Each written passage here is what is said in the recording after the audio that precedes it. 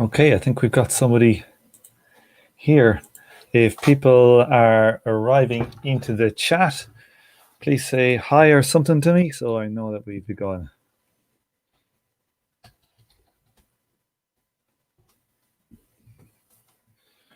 I have one person. Okay, it's up on the Patreon page now.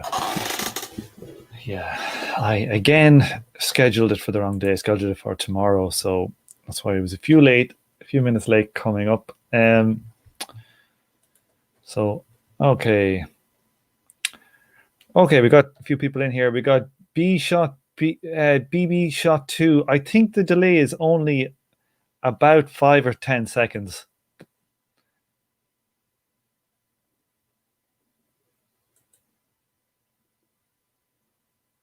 Yeah, I'd say about 10 seconds. Okay, I just checked it there. We also have Robert O'Coin. How's it going, Rob? I don't know what I'm going to talk about. Oh, we got Christopher Carroll. Hi, Christopher. How's it going? There's a few people wandering in now. I don't know what I'll talk about tonight. I've just I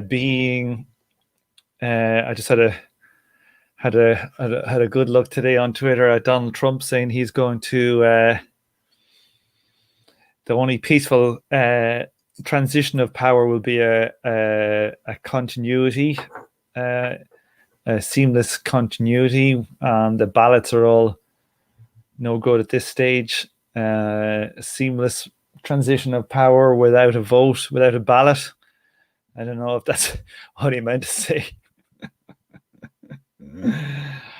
Yeah, so it's all heating up. So it's kind of getting a bit hot in America right now with the Breonna Taylor stuff. So, like I kind of expected, the kind of systemic crisis is continuing. You know, there are so many projected, like, hot timelines you can predict in the future. You know, because you can guarantee there's going to be a controversial cop killing every 2 months in America, a super controversial one.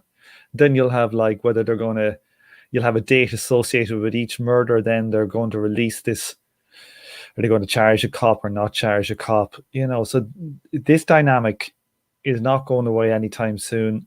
And I get the impression, I get the feeling from social media, which is, you know, obviously bullshit a lot, self-selecting, but I get the feeling like everybody is expecting things to explode at the election time. You know, we saw from Trump like trying to get the army on the streets the last time, and the army just went no, and he totally kind of just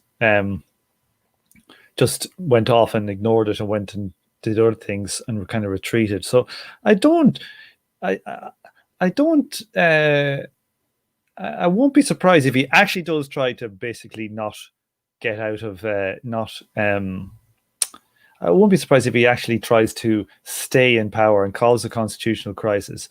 But I think when people just tell him, "Nah, fuck off," you know, in a serious way, he'll probably just retreat away and just shit talk from afar if he doesn't win. So I think that's reasonably likely. But I think whatever happens, you're bound to be having some kind of unusual systemic crisis. Then Grimlock in the chat, what's wrong with your technology, Grimlock? You're having trouble. I can add people. Trumpty Dumpty is talking about canceling the election. Yeah, that looks like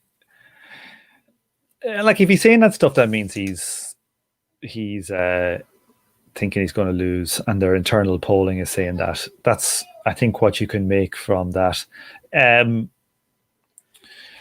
Yeah, I think before I did the first one of these live streams, I think somebody asked me, I don't know, it might have been, it wasn't Christopher in the chat, but asked me like what was a good way to describe the falling rate of profit to like normies.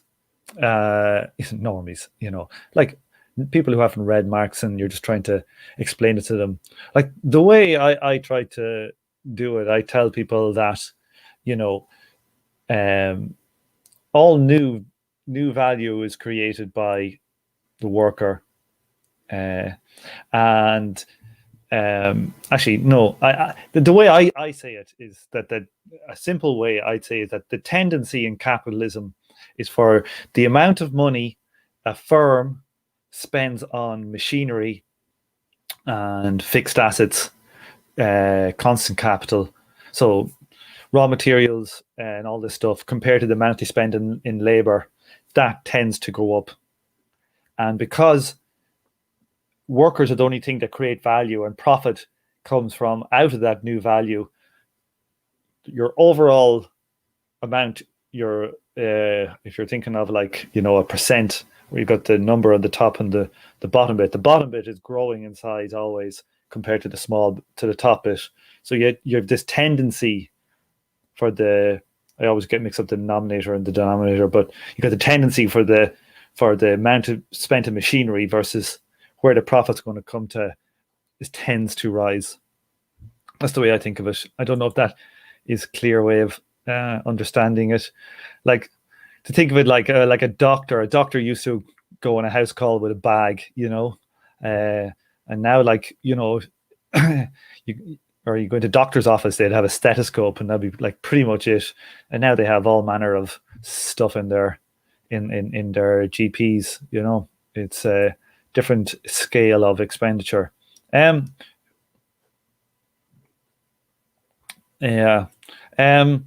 So anything anybody wants to have a chat about or anybody want to join into the stream?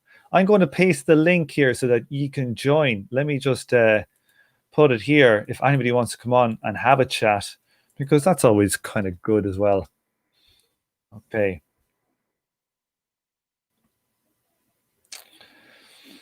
Yeah, your Twitter got deleted for targeted harassment. So who did you say this to? Who were you targeting, like his family, or what the hell went on? Yeah. So anything I've been working on recently, I've been a bit slow. I've been struggling to get my extra Patreon stuff out on time. I have a interesting thing coming, which was an email, not an interview done with some Dutch people who I met at, or who have read Mike McNair. They're involved in one of the Socialist Party in Holland, and they are trying to reorganize it along a McNair line. And I've interviewed them by email, and I'm recording it with I'm getting my Mrs. Precious to do the interview as if the other person, because they want to maintain anonymity because of what they're trying to do internally. So I've been struggling to get that recorded. I've literally been at that about 4 or 5 months, but I'm going to try and get it done tomorrow and hopefully out for the weekend. And so I've got coming, and I'm going to be doing a few more of these live streams because I've been away on holidays and struggling to get the time to do them. So what am I working on at the moment? I'm partaking. I think everybody should, like, this stuff is fucking brilliant. Let me see. Can you all see that? Stafford Beer, brain of the firm. The GIU are the General Intellect Unit in the Emancipation Network. That's Kyle and Shane, we've done the joint thing on the eco-socialism that we're currently, part 3 is yet to be released. But they're doing a reading group of this book, along the lines of a close reading like the McNair series and the TSSI series and the Brumaire. But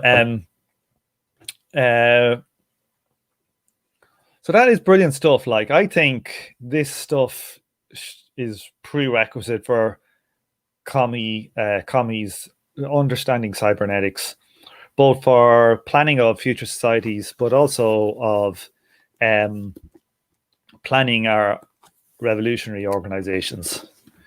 Because, God damn it, leftist revolutionary organizations are about as dysfunctionally structured organizations as you could hope to come across. You know, if they were firms, if they were actually capitalist firms, well, I don't know. They tend to survive, so they're good at surviving, a lot of them, but they'd be highly unprofitable. Let's put it that way.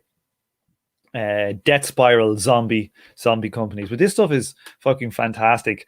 So I recommend everybody to go and follow the reading series, which has started. They've recorded about 20 sessions and they've released about 3, I think, already. So get yourself a copy of that book, listen along, or if you can't get a copy, I got one for about 25 quid secondhand. If you can't get a copy, just listen along. See, there's probably a PDF floating around on the Discord somewhere. If you can't get a copy or don't want to read it, you just listen along because it's fucking interesting anyway. So this is the guy who did CyberSyn, did the stuff in Chile where they try to get cybernetics going. I'm on the reading group series myself, but not until about the 15th or 16th. I've been in the last 3 or 4 on or off. So yeah, I really goddamn recommend it. It's fantastic. Here's a question here. Could COVID destroy capital, reset the rate of profit, and lead to a boom next year? I think it's going to lead to it's definitely going to destroy capital. It's already destroying capital. Okay. So like the question is, do they want to allow it to destroy capital to an extent that will restore the rate of profit? And I think you just have to look at what they're doing in the Fed. Like if the market was left to itself in March, April, whenever the downturn, let's get up the FTSE here or something, or what the Dow Jones. Let me get the Dow Jones. Dow Jones. Okay, let's get up this. See if we can have a share the screen over here. Okay, and let's go back and let's have a look at a 1 year.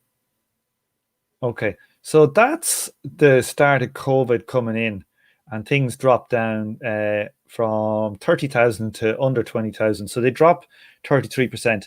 And the Fed went on an incredible spurge of buying all manner of corporate bonds. I think it was primarily corporate bonds they bought, which essentially they managed to stop this crash. And so what they do is they put a price on a market. So like if the market was left to itself, these corporate junk bonds for all these zombie firms that would have gone bust during probably these months of the COVID, they bought them at a particular price. They set the floor on the market. So what does that mean? They're preventing the capital destruction. Okay, so they are printing new money up. They're giving it to people, and the Fed is taking these junk bonds on. Whether these junk bonds will ever be worth anything or not, who knows? What does that mean? That means it's a redistribution from who's going to be held, who's going to be left with these bonds. It's going to be the state. So it's a redistribution from the state, which kind of represents, theoretically, everybody, and it's going to be a redistribution to particular bondholders, which are going to be rich people.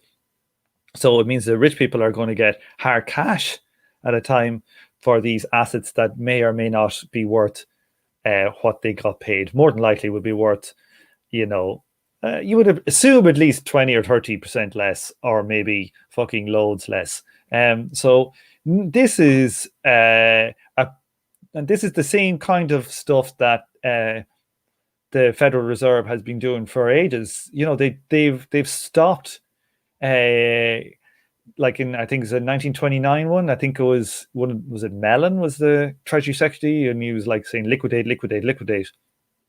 Back then the Marxists and the Austrians and all these, they all, they knew that would how you'd rebound cleanse the system and you get your rate of profit up. But politically, since the Great Depression, the system, they've tried to stop and halt these liquidation events that could really rebound the rate of profit.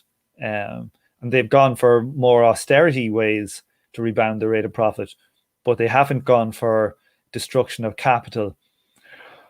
But like the destruction of capital, depending on how the COVID thing goes, we could be here for 5 years with lockdowns.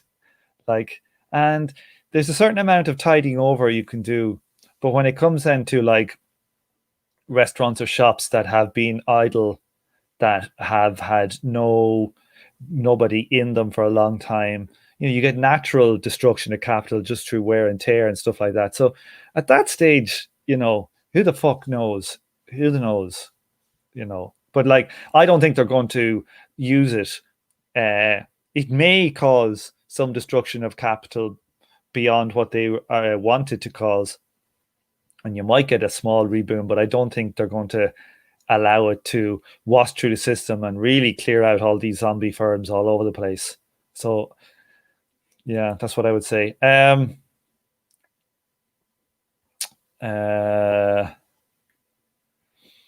been reading. Oh, who's this now? Yeah, sorry, but I'm waiting on Capital Volume 1 to 3 as well as Davies Harry.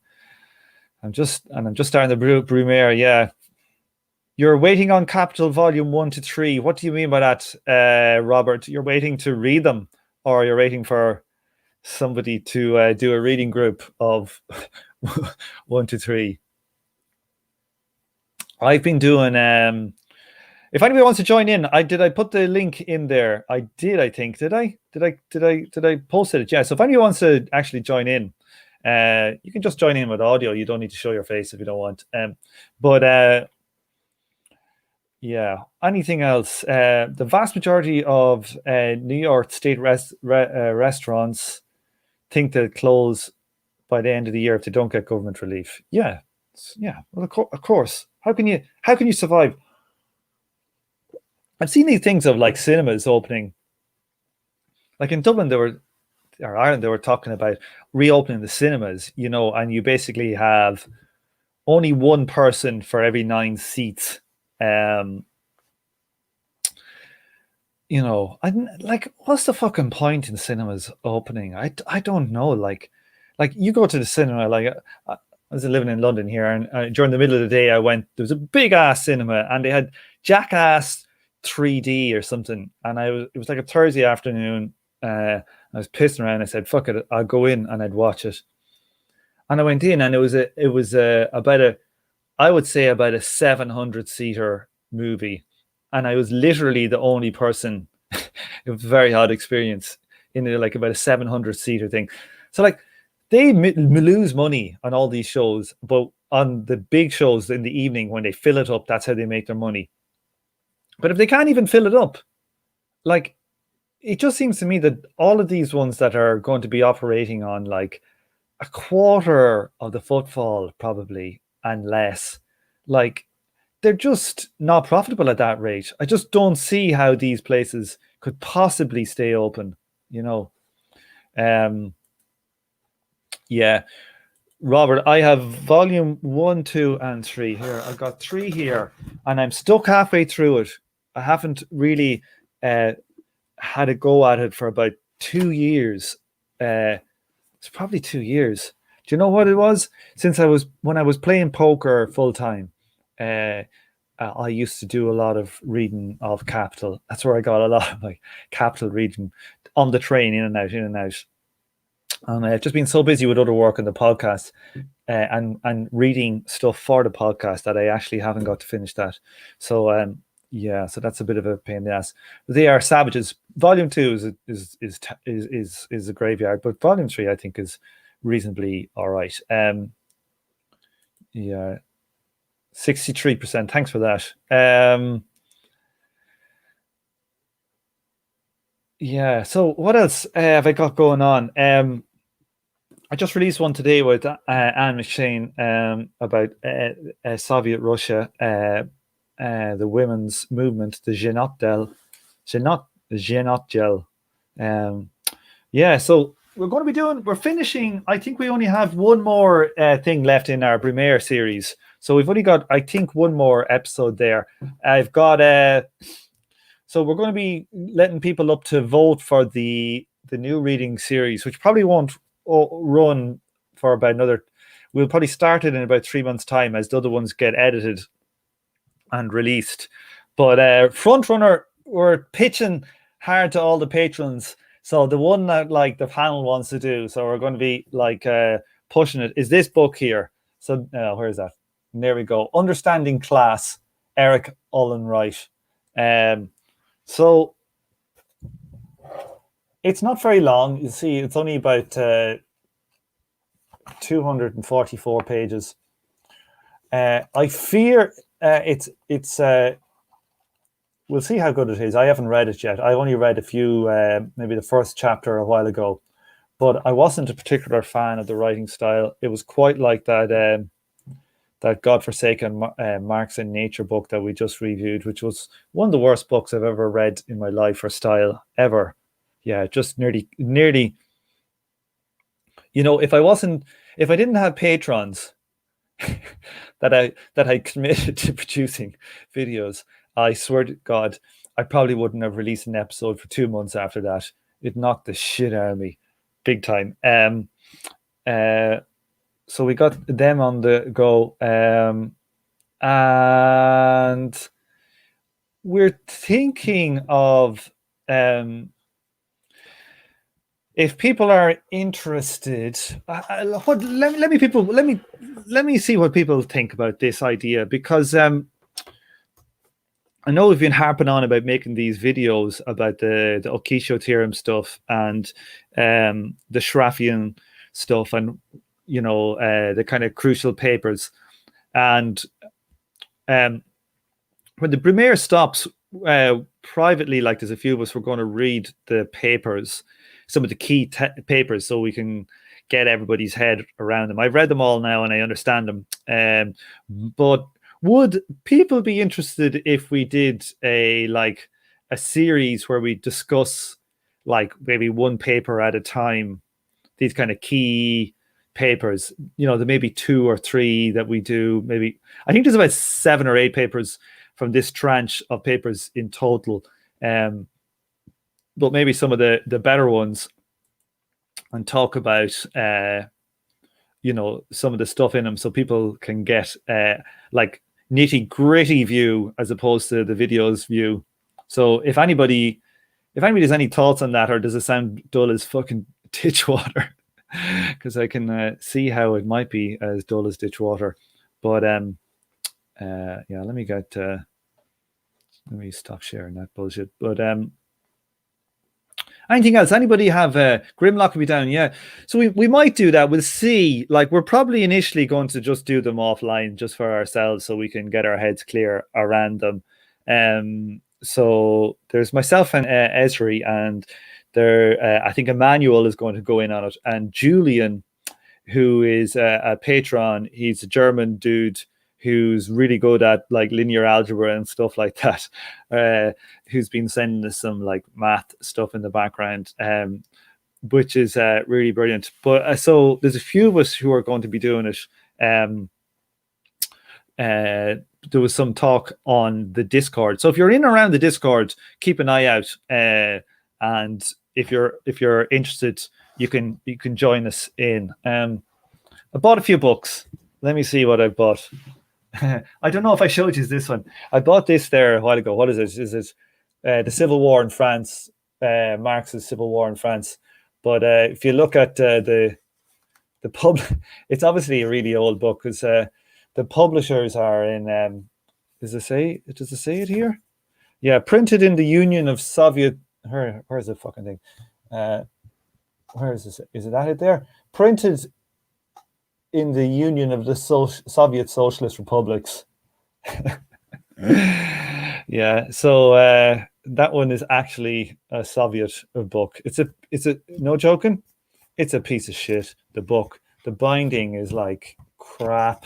So you can see why the Soviet Union fell apart. Their books are rubbish. Anything else? I've got a couple of books here the last few weeks. I went kind of crazy, so we might see what I'm going to be up to. Might be doing in a while. Oh fucking hell! I forgot about that one.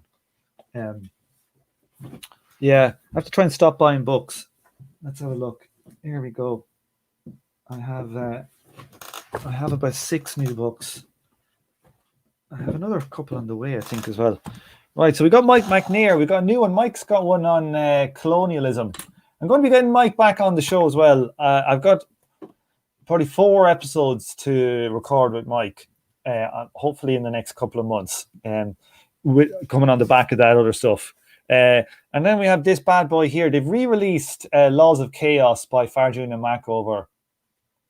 So that one is, I think I might have mentioned that one the previous. I have them a couple of while, but and some Frantz Fanon. I kind of want to do some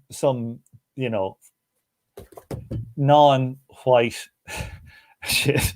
My missus, I'm married to my missus is like, British Caribbean, and my kid is mixed race. So it's like I haven't done ever anything on anything like that. So I think the socialist movement in general is incredibly white. Certainly, like us nerd types, theory types, seems to be overwhelmingly, white man with a beard. So we'll try and hopefully break and do some other stuff. Now, I was also put on to, I don't know who the hell put me onto this one, but this is, what's this? Intelligent Materialism, Essays on Hegel and Dialectics. So I've been thinking of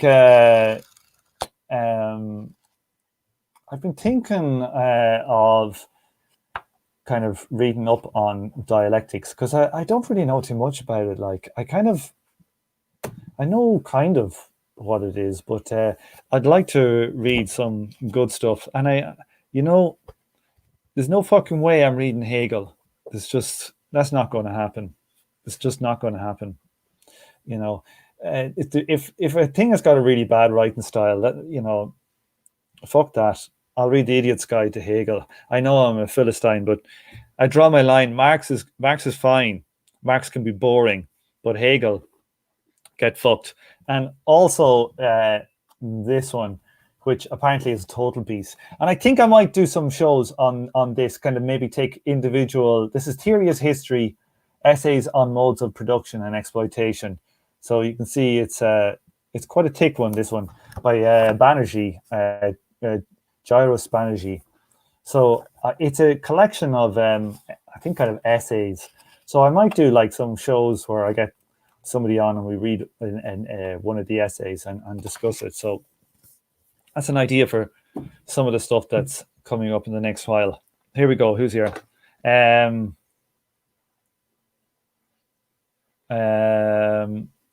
Isn't he like German's most? Yeah, I think he's just. Yeah, I just think he's a. Yeah, he's a major philosopher, but like writing style. Oh yeah, I got this one as well. Sorry. Which I hope to get him on the show. I know he's kind of getting old. Dance of the Dialectic, Steps in Marx's Method, by Bertel Ullman. So also what I recommend people checking out is Andrew Kleiman's podcast with Brendan Cooney for the Marxist Humanist Initiative. They did a 2-parter, which is really excellent, with a value former called I was going to say Charles Murray. Fuck, I'll get in trouble for that. Let me check what it is. What's it called? Radio Free Humanity, I think, is the name of it. Radio Free Humanity. Here we go. Patrick Murray. Yeah. So it's a two-part episode with like Charles Murray, who's a professor of philosophy, who's like a value form, kind of a prominent value former. And Kleiman and himself get into it. And, I must say, it was brilliant to listen to it because there are two people on the absolute top of their games giving you going at each other, not in a bad way, but in a scholarly way, and arguing out what their points were. But but they didn't. So, like, I think that really Andrew, and Brendan, Brendan had some excellent questions, particularly in part two, where basically they kind of. I'm not going to say show. Well, I think Patrick Murray was kind of, some of his thinking was exposed, in a really, friendly, well done way. And I think if anybody's interested or anybody considers themselves a value former, I would recommend go and listen to that podcast and two-parter. It's quite intense, like, so it's kind of one I'll probably have to go back to a couple of times, but I think it's really excellent, really, really excellent. Okay. Oh yeah, so has landed on your list. Very good, Alex. So who is Al-Khwarizmi? Let me check, see if I can see who this dude is. Al-Khwarizmi.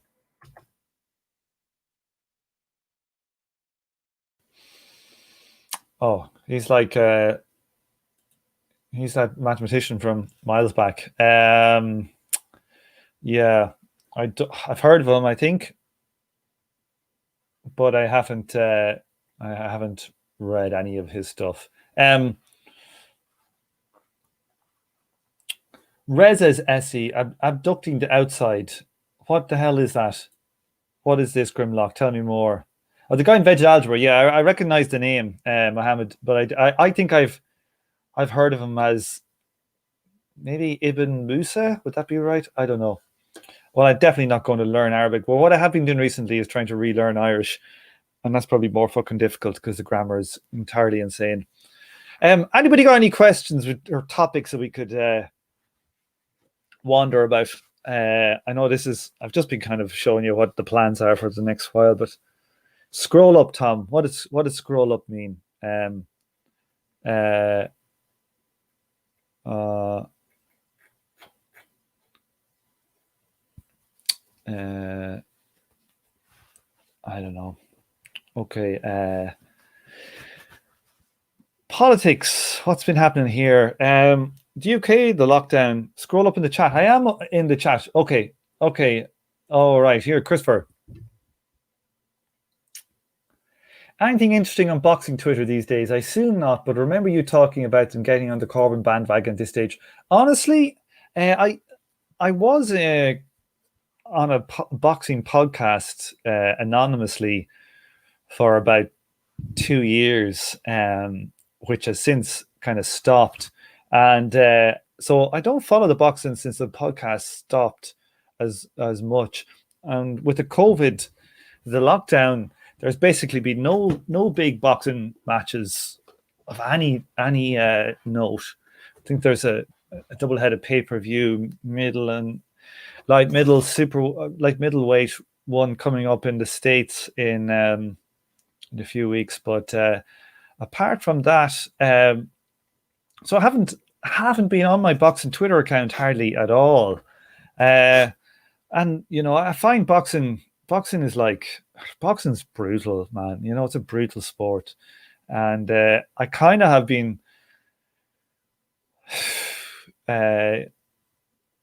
leaning towards it's too brutal. It's not it's a hard sport to it's not a very ethical sport, both as a spectator and as practitioners. So I've fallen a bit out of love with it. I must say, but it does drag me back down. It does. Have you heard of Civil? It's billing it as Uber, but for getting hired muscle to enforce evictions. Dear God. Wow. That's pretty fucking grim. That is really, really grim. Yeah, I think that's the way, like obviously, the natural tendency, the natural tendency of capitalism is towards concentration of capital. Yeah. And for concentration of capital to tend towards monopoly or duopoly cartels. That's what you want to be in if you're a capitalist. You don't like competition. You actually want to be in positions of monopoly. So, like, not only is the tendency of the rate of profit to fall, not only is that like, so that's just a given. Firms want to be able to overcharge. Yeah. Then you got the rate of profit falling. Okay. And on top of that, you then have the internet, which is the greatest monopoly producer the world has ever known. It doesn't really even create duopolies. It tends to create nearly monopolies. Like search is a monopoly, eBay is an auction, it's not total monopoly, but it's probably close enough. Amazon I suppose Amazon and eBay are probably in competition, but it tends to create near monopolies, and that's what the game is. So, like, I think we'll see this monopoly tendency really go crazy in the next while, particularly with what's happening in with COVID. But that's going to put those big monopolies. They're going to put downward pressure, because where they siphon the more of your market is based on monopoly, that means they're going to be siphoning more from other firms. So you'll probably have blobs of highly profitable building of businesses to a more extent than there already is, and they'll be siphoning from a weaker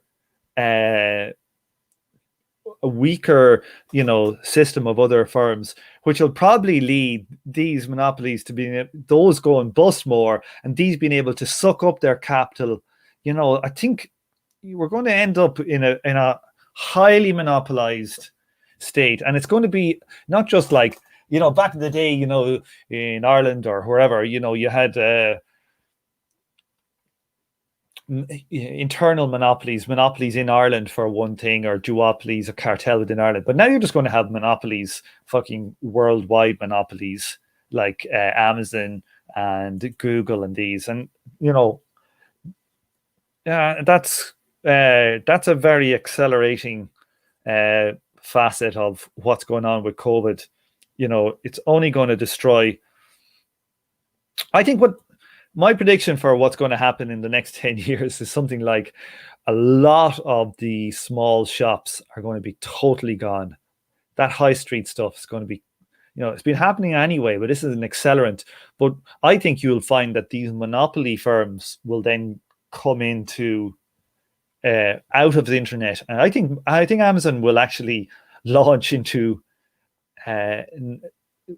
heavily into non-internet shopping, like block stores too. I can imagine that picking up real estate on the cheap, redesigning it really cheaply, optimizing it, so they corner not just the non-perishable market but also the perishable markets. I think it's bound to happen. Let's see. That was a lot of shit talk. Yeah, people get into UFC. UFC is a lot more I think it's a lot more exploitative. Yeah, that's why because it's the boxers, the fighters in UFC don't have much power. They don't earn near as much as the boxers do. Let me see here. Microsoft buying ZeniMax, but Microsoft has been more comfortable putting games on other consoles. Yeah, I'm not a gamer at all. I really don't have a clue about that.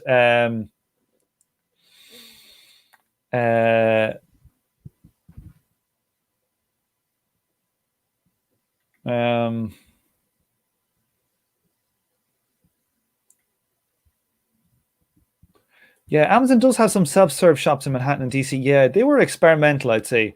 But I think, like, yeah, I don't know.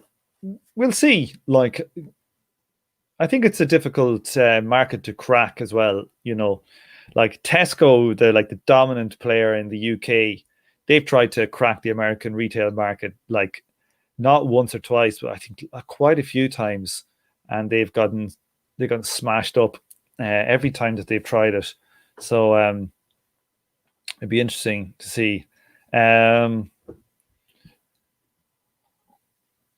One thing I must say about the lockdown is that I do like sport, primarily boxing. I like watching rugby and I like hurling. They're my three favorite sports. But honestly, I don't miss any of them since the lockdown. I'm surprised.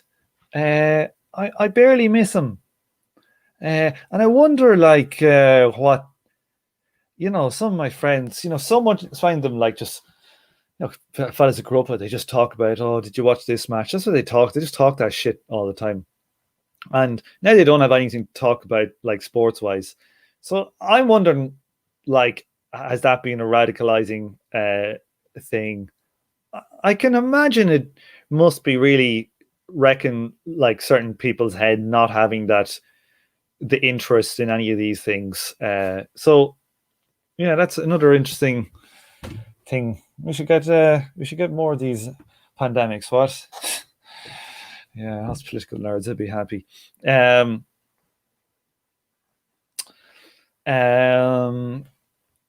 Let's see. Have I anything else to say? We're on about 50 minutes. We'll do another 10 minutes. I haven't got anything really planned for today. Just thought I'd chat away. Yeah,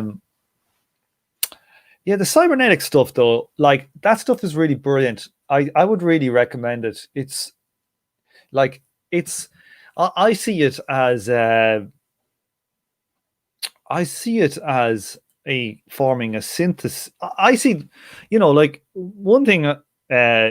Actually, there's an anarchist. I'm pretty sure he's an anarchist guy. His YouTube channel doing some stuff, and they're really quite good videos. And he got in contact with me, and he's probably going to be on the show in a few weeks or something whenever I sort it out. But and we were talking, like, and I always feel like Marxists. I'm not talking about MLs, and probably, we're talking about Leninists. Probably half of Leninists are like this too, that are more left commie. But people, like, we agree with anarchists, say, and Marxists. I consider myself a Marxist in the sense of what Marx said.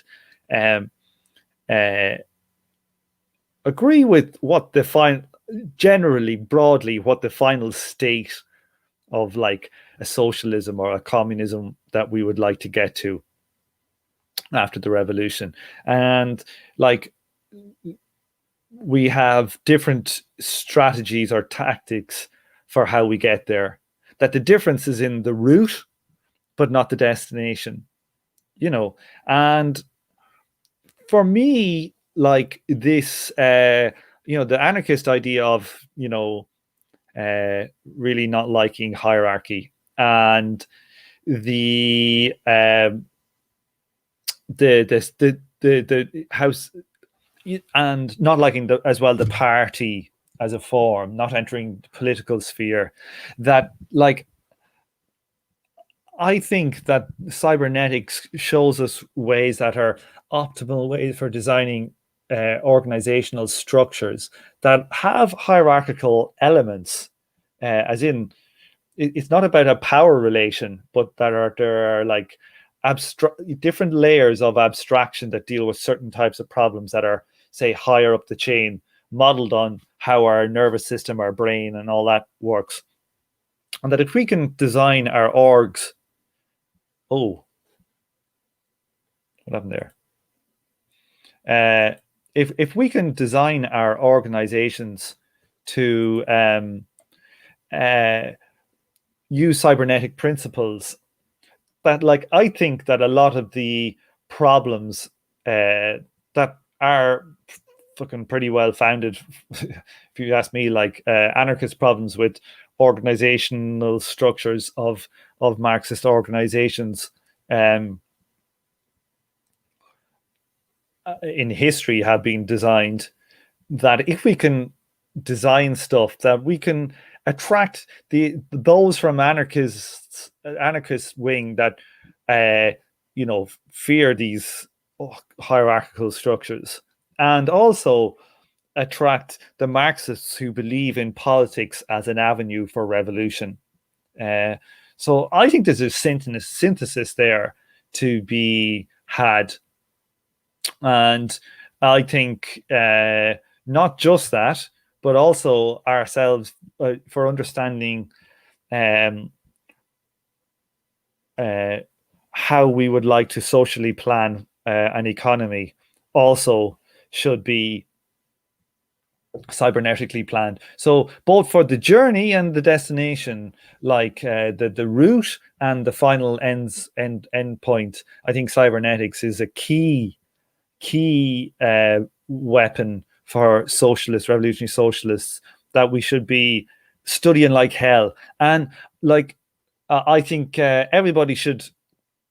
I nearly feel like I should just start putting, all the GIU reading group ones on my podcast or something as well. Well, after they've released all theirs, maybe in a few years, in a year or something, I'll ask them, can I just put them all out as well? Because I think they're brilliant, and it's definitely what we should be doing. Yeah. The people in the chat are talking. Cybernetic jurisprudence is highly recommended. Yeah, so it's all cybernetics for me. I've been really interested in it.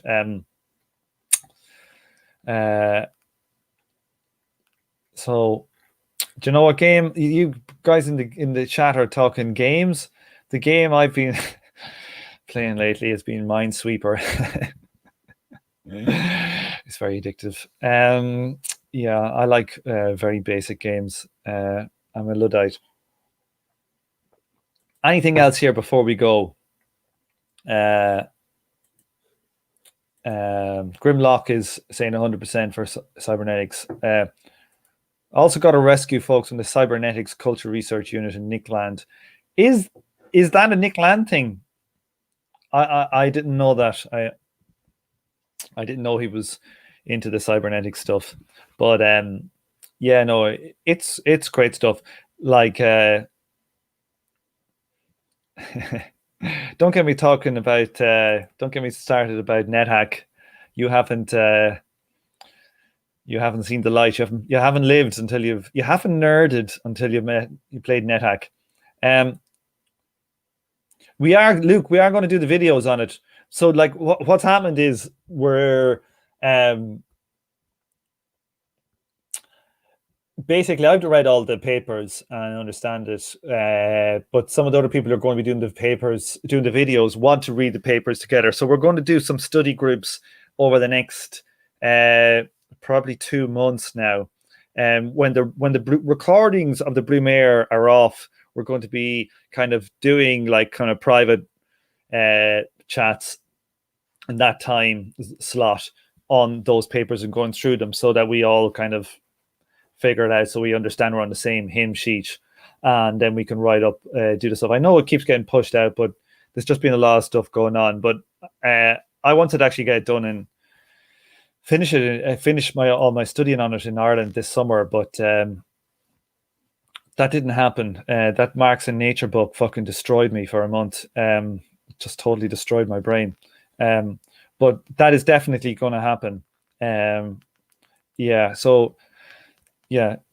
Um, um, yeah, we're thinking of doing the podcast episodes as well.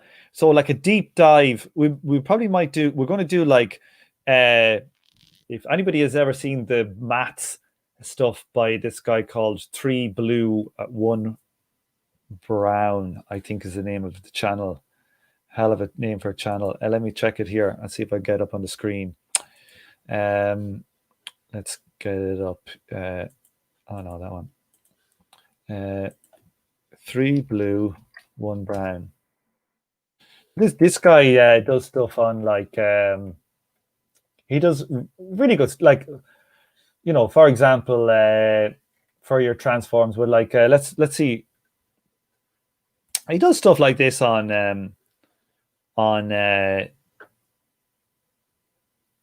see how brilliantly visual this stuff is. He does it on like on this is linear algebra. So this one is eigenvectors and eigenvalues. So like I think like you can explain like something like Okishio's theorem to somebody visually. Like there is no reason why we can't explain it to 80-90% of like people who are interested in stuff visually, very easy, without having to read these godforsaken papers. You know, we should be able to display it, show the argument, show how it works. Yeah, show why the Akisho theorem is wrong. That when you add temporality to it and you add continuous changes to it, you end up not ever reaching an equilibrium, and you can get rates of profit that go down, rates of profit that go up. You know, you can get all manner of different rates of profits, and not just because you have some weird way of doing fixed capital or anything. Even in the hardest possible case where you have got no fixed capital, you can have falling rates of profit. Like, you know, so some of the stuff that I don't know if people follow Cockshot's blog or anything like that, and some of the stuff that Cockshot has on there is just, you know, mind-bogglingly bad. I also have a guy, a Belgian guy, who's written some argument with Cockshot. Cockshot has invited him onto the blog to write some like posts, basically taking apart Cockshot's interpretation of Marx, and they're just like, they're devastating critiques. It's hard to imagine Cockshot let him onto the blog to make an idiot out of him. But like, and like I read some of Cockshot's responses, and they're just basically misrepresenting what the arguments were, misquote. I didn't misquote, but misrepresenting quotes like incredibly bad ways. You can see how somebody can be a Stalinist, you know? There's no, like, there's very little proper scholarship standards when it comes to Cockshot and his economics theory. You know, it's incredibly muddled. NetHack pre-Linux, of course, pre-Linux. What do you think I am? A fly-by-night. I was playing NetHack in 1995. Yes, on a dumb terminal. Let you know, dumb terminal. Yeah, dumb terminals are. I miss dumb terminals. You know, dumb terminals are. You know, you're really on the internet when you're in dumb terminals. Yeah, it's a different standard altogether. Okay, people, I'm going to go offline. But like, if you see this, this is the kind of level of videos. Like, he actually has quite a little bit of math in here. I think we'll be able to explain the Okisha stuff with like very, very simple math. Like, you know, standard, just showing you like what the rate of profit is S over C plus V.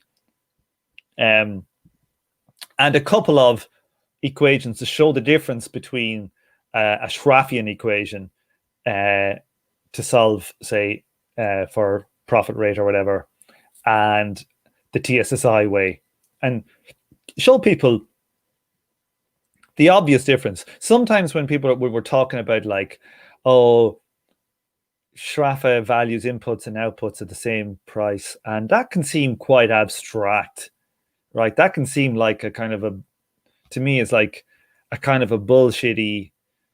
It's not bullshit, but it's the correct description. But it can feel hard to grasp the importance of that.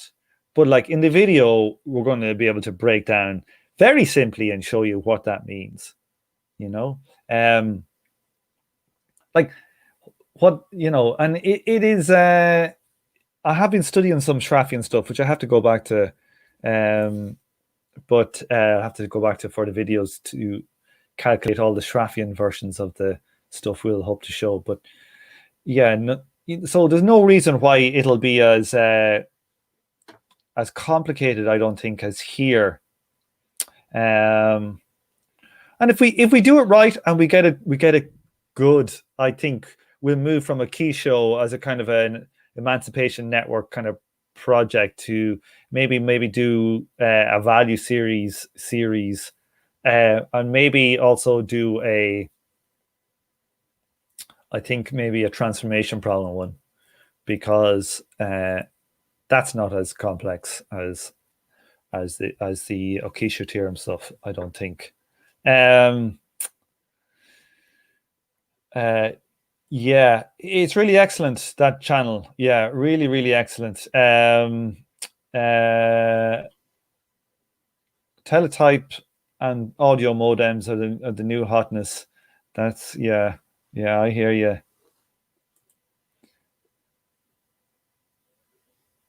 He's really open about his production methods. Take what you can.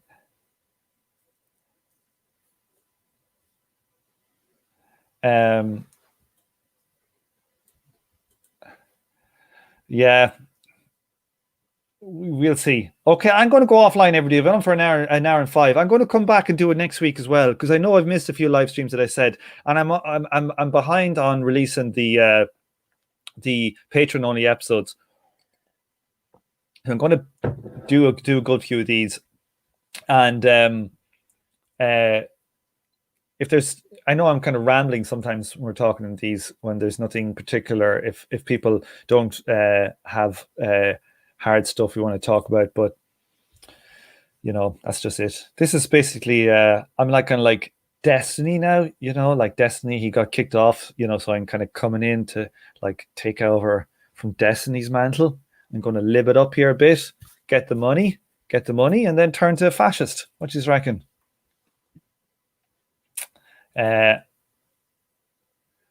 Okay, ciao everybody, as Alex says, and we're not doing a premiere this weekend, so it'll be next weekend, I think. So I'll see you all in a fortnight, and I have part 3 to drop next week of the Marx and Nature one, which I think is a great series if the book was a killer. Right, talk to yous.